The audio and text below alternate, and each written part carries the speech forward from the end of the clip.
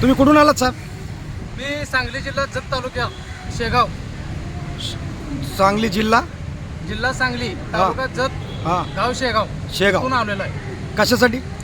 साहेब आमच्यावर सध्या वाहतुकीसाठी रस्त्यात जे आम्हाला अडचणी येतात, हां रोज आम्हाला त्रास या पोलिसांपासून जे सहन करावं लागतोय, हां त्यासाठी आम्हाला रोज नको ते फाईन भरावे लागतात. त्यासाठी आम्ही वैतागून सध्या हां आमचं आण पाणी सध्या बंद झालेलं आहे. हां त्यासाठी वैतागून आम्हाला कामधंदा आमचा सगळं करून बी काही फायदा नाही. जेवढं आम्ही काम करतोय ते सगळं सरकारच्या खिशात चाललं. ठीक आहे. तुम्हाला काय वाटतं म्हणजे शेतकरी जशी फाशी घेते ती वेळ आपल्यावर आलेली का? ती वेळ लवकरच काय, मी आता लवकरच त्या गाडीवर जाऊन या 4-5 दिवसात फास लावून घ्यायची इच्छा होती. त्याच्या परत सरकारला एकदा निवेदनासाठी इथं उपोषणाला बसावं. ह्यातनं जर न्याय मिळत नसेल तर लास्टला आमच्यापाशी पर्याय तीच आहे, गाडीला फास लावून आत्महत्या केल्याशिवाय आमच्याकडे दुसरा पर्याय उरलेलाच नाही. तुम्ही लास्ट स्टेपवर गेले. तेवढंच पोचलंय आम्हाला. एवढं सरकारनं जगणं आमचं हराम करून ठेवलेलं आहे. सरकार ही पब्लिकचे मायबाप असतात. हे शब्द तुम्हाला कसं वाटतं? योग्य वाटतो का योग्य? सरकार ही गुंड प्रवृत्तीचं आहे. स्वतःची घरदारं भरण्यासाठी आमच्यावर नाही ते सगळ्या केसेस करून लादून आम्हाला फासाला का ही करून ठेवलेलं आहे. त्याने फासाला प्रवृत्त करून ठेवलेला आहे आणि तेच आमच्या पुढे पर्याय उरलेला आहे. अच्छा, तुम्ही वाहतूकदार आहे का ड्रायव्हर आहेत साहेब? मी ड्रायव्हर आहे. ड्रायव्हर. एक स्वतःची गाडी आहे. एक गाडी. एका फक्त गाडीवर एक मी गाडी- ड्रायव्हर काय करतोय. एक गाडीचं इन्शुरन्स भरताय तुम्ही, हा. टॅक्स भरताय, रोड टॅक्स भरताय, टोल टॅक्स भरताय, सगळं तुम्ही EMI भरताय. तुम्हाला किती वाजता आणि किती तुम्हाला त्याच्यात इन्कम आहे काय त्याचं स्पष्टीकरण देऊ शकता तुम्ही? साहेब आम्ही ज्या वक्ताला इथून चेन्नईला निघतोय, हां चेन्नईला जाऊन रस्त्यात प्रत्येक बॉर्डरवर 1000-500 रुपये RTO ला द्यायचं. हां प्रत्येक 50-100 किलोमीटरला प्रत्येक पोलीसवाला करतो. वर्दी आहे का, सीट बेल्ट आहे का, हां किन्नर आहे का, हां रोज त्यांच्या 1500-1500 रुपयाच्या फाईन भरायच्या. हां. सगळं येऊन साहेब आम्हाला घरात बायका पोरांना सध्या एक आठवड्याभराचा बाजार सुद्धा आम्ही भरून देऊ शकत नाही. ही आमची सध्या हालत चालू आहे. घरातलं मंगळसूत्र जी काही सोनं बिनं होतं ते सगळं घाण ठेवून आम्हाला ते सोनं सोडवायचं होईना झालेलं आहे. हप्ता भरता येणं झालेलं आहे. तर एवढं आमच्यावर पूर्णपणे अंगलट आलेलं आहे. आमदाराची मुलं आमदारच होतात, पोलिसांची मुलं पोलिसच होतात, कुठला डॉक्टरची मुलं डॉक्टरच होतात. तुमच्या मुलाला वाटतं तुम्ही ड्रायव्हर ह्या धंद्यामध्ये आणावा, बाबा बिझनेस करावा? अजिबात बिलकुल वाटत नाही. ह्या असल्या ड्रायव्हर धंद्याची हे आम्हाला जे लुटपाट होत्या, जे आम्हाला रोज अन्याय आम्हाला सहन करावं लागतोय. कुठं झोपायला लागलं तर तिथं चोर डिझेल टाक्या ही सगळं सगळं हे करतात. पोलीस स्टेशनमध्ये मी स्वतः माझी एकदा कराडमध्ये गाडी लुटली होती रात्री 2 वाजता. मी पोलीस स्टेशनला कंप्लेंट करायला गेलो सकाळी, तर दुसऱ्या दिवशी संध्याकाळी मला तिथं कंप्लेंट पंचनामा केला. फक्त कोऱ्या कागदावर माझं लिहून घेतलं, चोर गावल्यानंतर तुला आम्ही फोन करून सांगतो. आज 7 महिने झाला अजून ना फोन आलेला नाही, काय आलेलं आहे. रस्त्यात गाडी अडवून माझं डिझेल बिजेल सगळं. तुम्हाला काय वाटतं, करप्शनच भिकारी का त्याच्यावरती पण लोक अशीच? पूर्ण आमच्या देशात सगळंच विधानसभा लोकसभेच भिकारी. बरोबर. पण सरकार तर बोलतं सर्वसामान्य माणसा जनतेचं सरकार आहे. सामान्यांना एक वेळ इंग्रजांचं सरकार चांगलं होतं आणि एकदम आम्ही व्यवस्थित जगत तर होतो. बरोबर. योग्य तो आम्ही कर देऊन आम्ही व्यवस्थित जगायला मोकळा होतो. पण हे जगणंच अवघड करून ठेवलेलं आहे. बरोबर. या देशात आत्महत्या, हम्म. फास लावून घेणे हम्म. हे फक्त ह्या देशात जगायचं ते फक्त मंत्री लोकांनी आणि वर्दी घातलेल्या पोलीस लोकांनी. बस. आमच्यासारख्या लोकांनी जगणं अवघड करून ठेवलंय.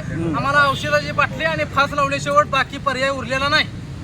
बरं, ठीक आहे. आता वैतागलेला आम्ही.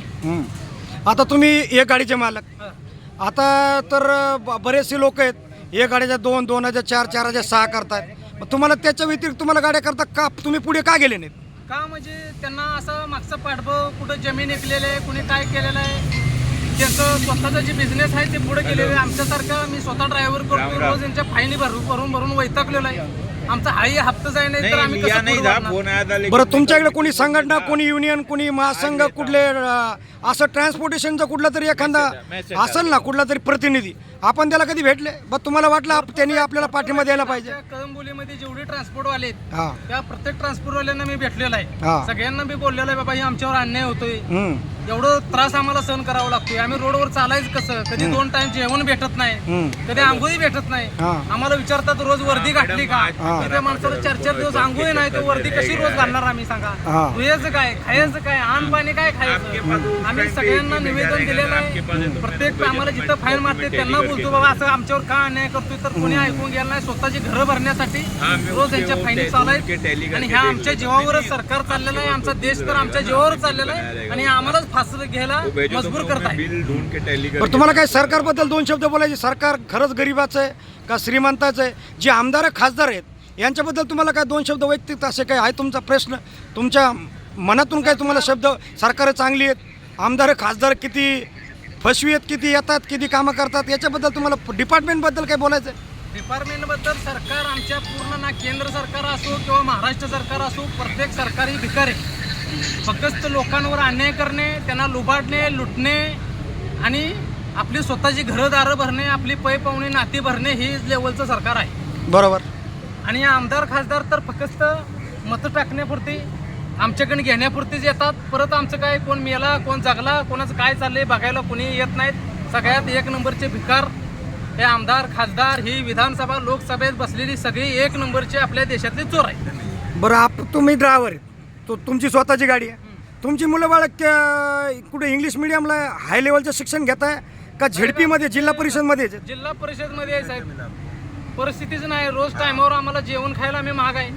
मुलाबाळाला आम्ही कपडे घेऊ शकत नाही. 15 दिवसांनी घरला आलो, मुलांना काहीतरी घेऊन जावं, पोलीसवाल्यानं 1500ची फाईन मारली असते, ती पैसे त्यालाच दिलेले असते त्याचं घर चालवायसाठी. आमचं घर चालणार कसं? बरोबर आहे. आता तुम्ही म्हणता माझी झेडपीमध्ये शिक्षण शिकताय, झेडपीमध्ये आज महाराष्ट्राची 99% जी वरची लोक आहेत, हाय लेवलची लोक, त्यांची 99% मुलं ही इंग्लिश मिडियमला आहेत. त्याच्याबद्दल तुम्हाला काय बोलायचं आहे? ते आमच्या जीवावरच आमच्याकडून लुटायची आणि स्वतःची पोरं परदेशात घालायची, हां इंग्लिश मिडियमला घालायची, हां. चांगल्या चांगल्या कॉलेजमध्ये टाकायची. हां. यांचं ह्यो सरकारामध्ये स्वतः ज्या वक्ताला आमदार खासदार जे कोण मंत्री असतील स्वतःचे 100% सुद्धा स्वतः कष्ट करून घ्यायची लेवलची नाही. बरोबर. ज्या दिवशी स्वतःचे 100% सुद्धा खर्च करून स्वतःच्या ह्यानं घालतील हां. त्या वक्ताला